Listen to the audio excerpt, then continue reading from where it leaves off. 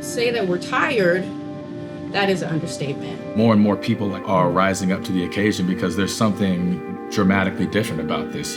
The 2020 presidential election is coinciding with one of the most polarizing times in modern American history.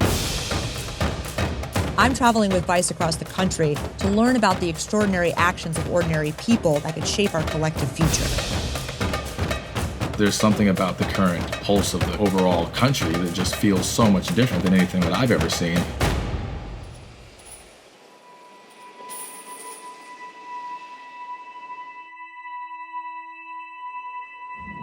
So we just drove into Portland. I don't know if you can see it outside, but it is unbelievably eerie and covered in both fog and smoke. They've had fires kind of raging in the area all over Oregon and California. On Friday, the air quality in Portland was the worst in the entire world for any major city. So I think for an area like this that's been having people who have been out on the streets for hundreds of days protesting, you also have a large homeless population here, on top of just people living their everyday lives. Being outside right now is very, very dangerous. We wanted to start this road trip in Portland because it's been home to some of the country's most fervent and sustained racial injustice protests. And while the fires have shifted the community's immediate needs, the fight for systemic change continues. Devin Boss is the founder of Rose City Justice. They're now on streets. The thing is, they've always been on streets. A Black-led grassroots organization formed in the wake of the killing of George Floyd. Devin grew up in a predominantly Black neighborhood in Northeast Portland, one of many which has undergone gentrification in recent years. His father was an activist in the 60s, and now Devin, through Rose City Justice, hopes to reestablish a focus on education, legislation, and the amplification of Black voices. This is the house that I grew up in, man. Well, I'm 29 years old now. It's been a huge part of my life. This house means more to me than any amount of money, really. It's like just being like one of the last in the neighborhood that didn't sell and didn't leave. Everything that reminded me of who I am in this neighborhood is completely gone. There used to be basketball courts. Like that was where a lot of the Black kids went to play. You know, it just all kind of gets turned into like this big commercial kind of nightmare for me and maybe a dream for somebody else. This is our very well organized, well put together little telling. Yeah, so that's the upstairs. 8, 9? Ooh, yeah. How old was I? Shoot, I'm probably like 8 or 9. With your own history of growing up here, as well as your experience with activism, and then seeing your son come into it and his role, there's real danger out there. Well, one of the downsides of being impactful and having success in this field of social justice is that you have notoriety. And when you're being effective, you're going to get threats. And there's going to be situations where now all of a sudden, you just can't go any place without thinking about where you're going. There's never been a more pivotal time for us to reestablish our narrative, align it, and refocus on Black voices. We had come to meet up with Devin because he and his organization were planning a big march and rally this weekend, but because of the fires, they pivot to the more sort of immediate needs of the community. It's foggy and it's smoky, and this community is now in desperate need of help and supply and relief. And so what Devin and Rose City Justice have been doing is figuring out how to address those needs.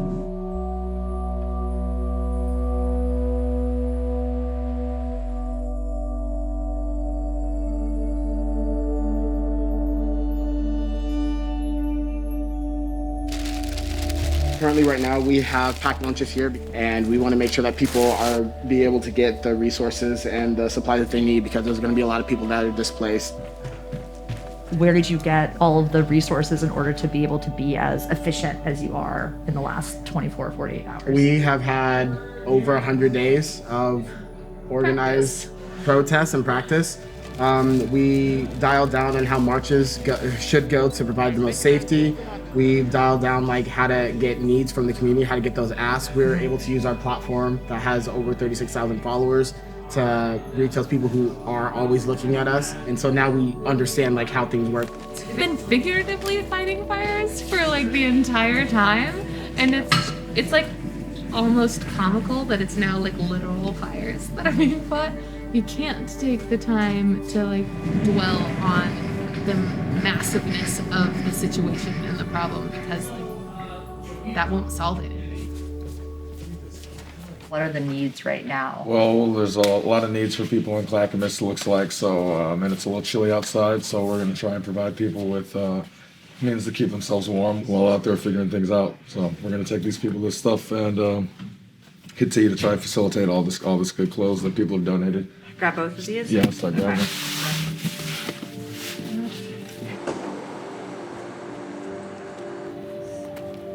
We had an entire protest plan for this week. We had George Floyd's uncle coming, and the fires just completely changed everything, and we kind of had to call an audible. And what it really did, though, is it exposed how our community comes together in certain times of need. And I think that ties into divesting from the police and investing in programs. What are those tangible steps that you're trying to take for change? A big part of it is just education. I just don't feel like our main focus needs to necessarily always be on resisting physically outside. There's a lot of policy work that Rose City Justice also does. Does that involve working with politicians as well as law enforcement? Yeah, there are obviously times where you have to step behind the curtain and sit down at the table and talk with people that are making these decisions. I think that there's a huge stigma surrounding people that speak to politicians or anybody in an authoritative position. Well, I just consider it something that's necessary right now. Like we need to make incremental steps, and I think a lot of people think that the city's completely on fire, there's nothing but anarchy, and it's hard to work against that. I think there's a lot of people scared all over the country, not just in Portland. And even to bring it back to the fires, I mean, reading anecdotally that there were people now who believe that Antifa or people from Portland have started the fires, and now they've approached people on the streets and with guns and threatening them. How do you pull back from what's been politicized about the movement when people are so scared right now? If you allow yourself to read into things like that and for you to get caught up in that, it's exactly what they want. Whoever started that rumor is doing their job. I can't allow it to affect my work. And my work is essentially trying to promote education and to educate the public. So in a sense, all I need to do is continue speaking the community's truth. And that's kind of a way that we combat that. We are a bunch of young people that have never done what we're doing, but then you also have to respect the fact that we're going to make a whole lot of mistakes on the way towards being what you want us to be. Like at the end of the day, the work comes first. This is not a community that Rose City Justice would normally serve in some of the work you were doing before. Well, this is a little more outreach than we're used to, but It's not even rural, but a little bit. The people you might be helping today, who knows what kind of an image they had of the city of Portland. I don't want to think too much about ideological alignment, because if you do, it's got to clash with what we're trying to do right now. I mean, all I'm thinking about is the humans. They can worry about how much they disagree with me and my values later, but I just want to make sure that their lives are, sustained.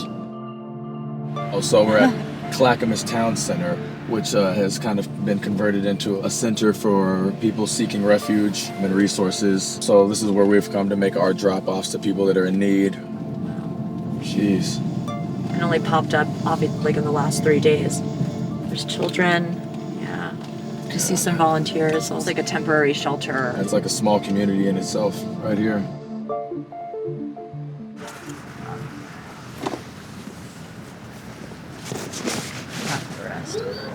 Okay. I think I see a donation kind of center over here. Yeah, it's like this mix of people who are handing out supplies, who are needing supplies, who are coordinating, all on the backdrop of a mall parking lot. How's it going? How's it going? Good. We're just walking around trying to figure out what people need. I mean, we got hand sanitizers and cough drops and stuff and baby wipes. Is there anything in there you might send me, please? Yeah? Yeah. Absolutely. Yeah, take whatever you need. There's masks in there. Yes. That's How you guys doing? Oh, as good as it gets, I Yeah. guess. I understand. Is there anything? We have a couple boxes of supplies. Wondering if you guys need anything. No, we're pretty much good. These people have been pretty great. Everybody helping each other out there. Don't know if I lost my home. Last I checked, it was still standing, but it's deep in the red zone. Yeah. It's deep in the level 3. That's unbelievable. I'm so sorry. Last I checked, my neighbor went out there and he kind of sneaks in the back way, and they found some Molotov cocktails laying in the ditches that had not exploded. Molotov cocktails? Gas bombs. From where? Tell me. Antifa can't burn the city down. They keep calling it a wildfire. Yeah. I've seen lightning strike fires. And they burned in the valley I grew up in, down on the coast.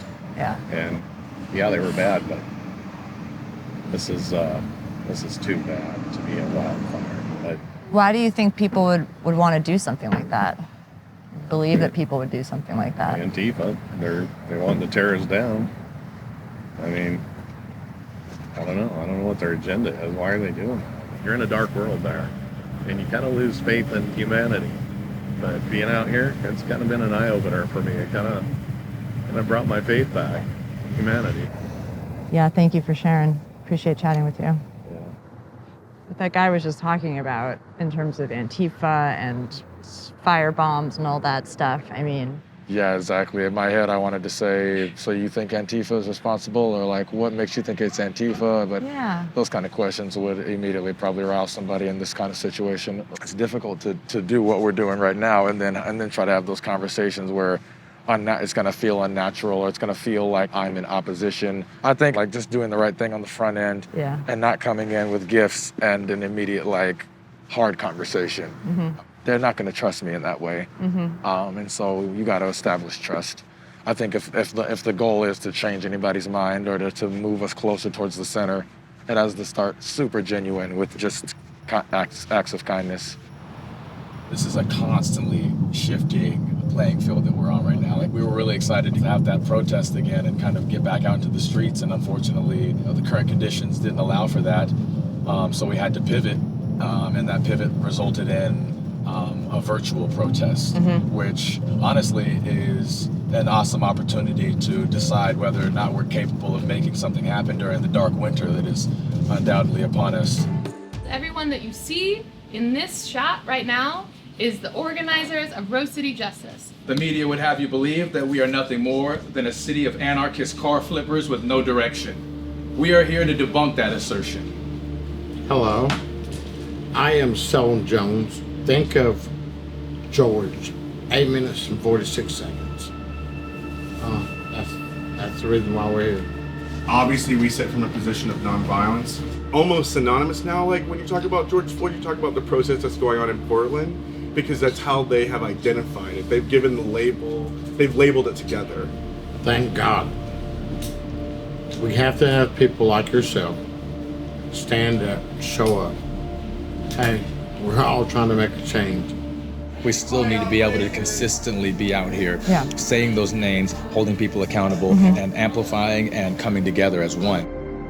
I don't want people to get the idea and this misrepresentation that all we care about is burning things down. That's clearly not what is really happening. Black people in this community that are sitting down and putting their heads together to try and actually problem solve and come to a resolution. I wish that the media would show a little bit more of that. They needed to find action because they needed to continue to sell their news. I get that, but it doesn't serve to help us make this country a more equitable place.